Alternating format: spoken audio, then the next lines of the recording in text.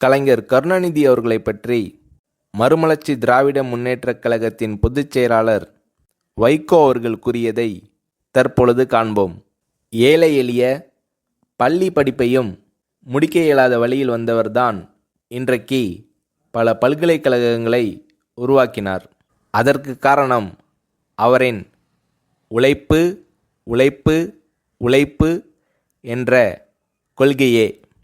கடலுக்கு அலை எப்படி ஆதாரமோ அதேபோல் அவருக்கு உழைப்பு ஆதாரம்.